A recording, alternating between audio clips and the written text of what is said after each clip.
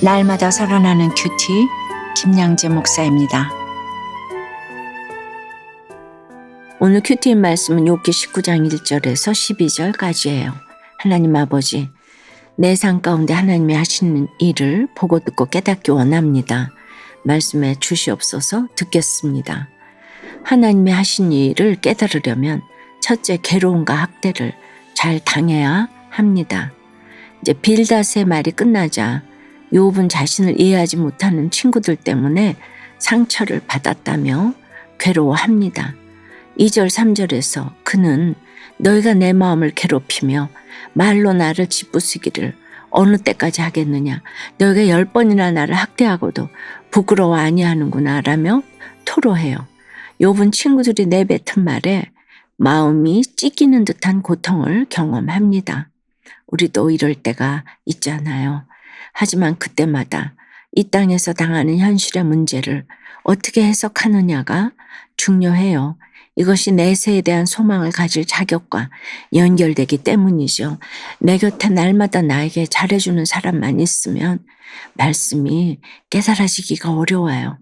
그러나 10번, 100번, 1000번씩이나 나를 꾸짖고 학대하고도 양심의 가책조차 없는 사람과 살다 보면 어떻습니까? 천국에 대한 소망 저절로 갖게 되잖아요. 전구를 발명한 에디슨은 1000번의 실패를 경험했을 때 1000번에 안 되는 방법을 발견했다고 하지 실패했다고 말하지 않았어요. 이처럼 내가 꾸짖음을 듣고 학대를 당할 때마다 한 단계씩 올라서게 됩니다. 70년 동안 힘든 배우자와 살면서 힘든 이야기를 들었다면 그때마다 내가 한 단계씩 지경이 넓어져 성숙해진 것입니다. 내가 당한 만큼 올라서게 됩니다. 저 또한 결혼해서 주위 사람들로부터 꾸짖음을 많이 듣다 보니 그때마다 말씀을 보게 되었어요. 그게 약이 되어서 큐티하며 하나님께 잘 물었어요. 가진 게 많고 환경이 좋은 가정보다 가진 것 없고 무시당하는 환경의 가정에서 효자가 더 많이 나오는 경우를 이제 많이 보게 되죠.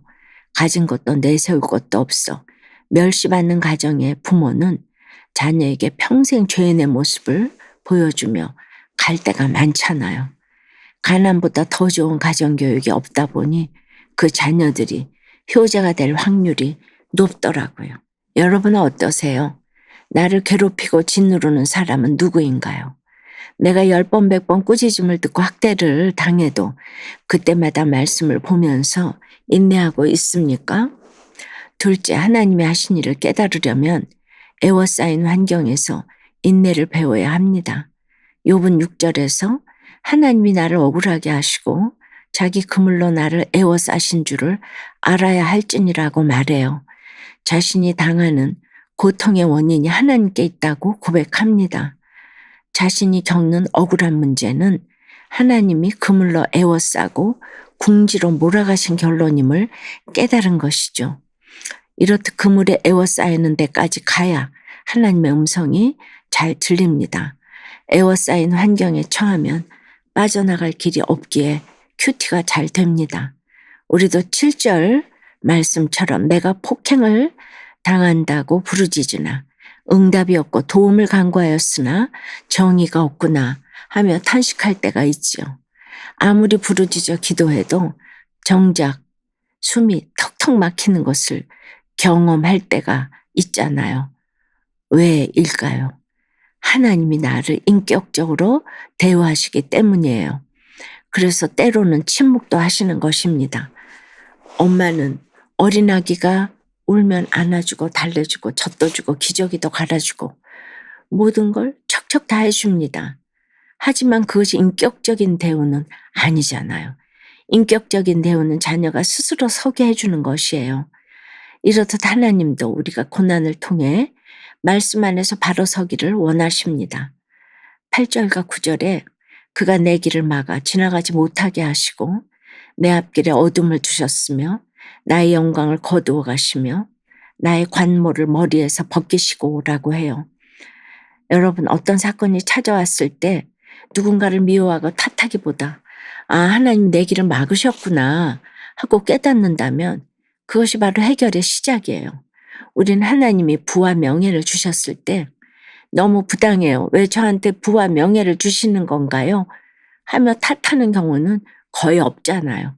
그런데 꼭 고난이 올 때면 하나님 이건 너무 부당해요. 저한테 도대체 왜 이러시는 거예요? 라고 따지곤 합니다. 하나님은 100% 옳으신 분이에요. 그것을 인정하는 사람은 자신에게 고난이 찾아올지라도 하나님께 감사하는 태도를 보이죠. 10절 11절에서 욥은 하나님이 사건으로 자신을 치셨기에 희망이 나무 뽑히듯 뽑히게 되었다고 탄식합니다. 제가 힘든 시집살이를 하다 보니 그토록 영광스럽게 여기던 대학교 졸업 우등상조차 우습게 여겨지더라고요. 남편과 말이 안 통하고 시집살이는 숨이 막히니 시집 온 뒤에도 피아노나 치고 연주나 하면서 계속 공부하려 했던 저의 야망이 나무 뽑히듯 뽑혔어요. 하나님이 저를 향해 진노하시는 듯한 그 고난 속에서 제가 스스로 최고라고 여기던 자만의 옷들을 하나 둘씩 벗어던지게 하셨습니다. 12절 말씀에서 군대가 일제히 나와서 둘러진을 치듯 옴짝달싹할 수 없는 그 상황이 되니 하나님이 저를 치시는 사건임을 알게 되었지요. 그 당시 제가 사흘간 금식하고 눈물로 피아노를 주께 드리겠다고 기도한 적이 있습니다. 야망이 소망으로 바뀌게 된 것입니다. 적용 질문이에요. 사방에 에워싸인 듯한 환경은 무엇입니까? 내 영광이 거두어지고 희망조차 사라진 사건에서 인내를 배우며 나의 야망이 소망으로 바뀌어가고 있나요?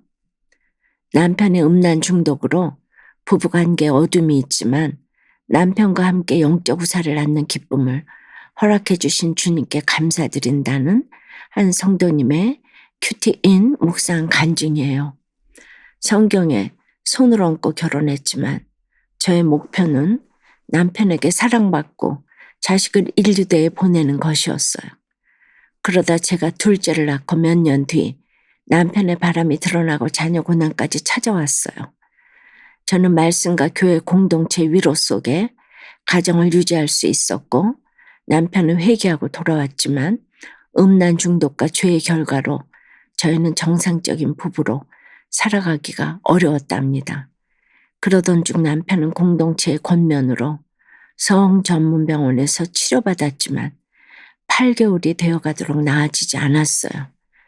반복되는 진료에 지친 저는 바람 피운 남편에게 제가 먼저 다가가 부부간교의 회복을 위해 노력한 것도 하나님이 다 무너뜨리시는 것처럼 느껴졌지요.